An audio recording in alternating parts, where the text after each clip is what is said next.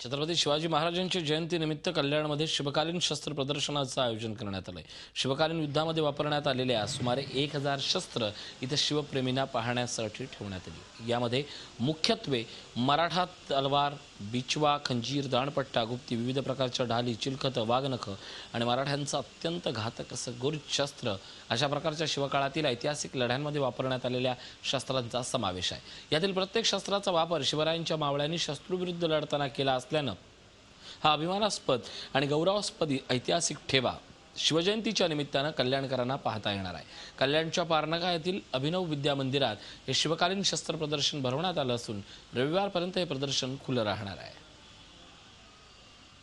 हे सर्वात घातक असे शस्त्र मावळ्यांचे जे आहे ते गुर्ज नावाचं शस्त्र आहे। शिवाजी महाराजांचा पण एक गुर्ज होता, त्याचं नाव शंभूप्रसाद असं होतं। इतर सर्व शस्त्र चालवण्यात जो मावळा प्रवीण असायचा त्यालाच हे गुर्ज चालवण्याचं प्रशिक्षण दिलं जायचं। यामध्ये गदा, कुऱ्हाड आणि तलवार या तिन्हीचं कॉम्बिनेशन केलं होतं। गदेसारखा आकार, कुऱ्हाडीसारखी पाती आणि तलवारीसारखी मूठ अशा पद्धतीनं हे करून याचा घाव खूप घातक असा असायचा। याच्या घावामुळं शत्रूचं शिरस्त्राण, चिलखत आणि ढाल देखील भेदली जायची।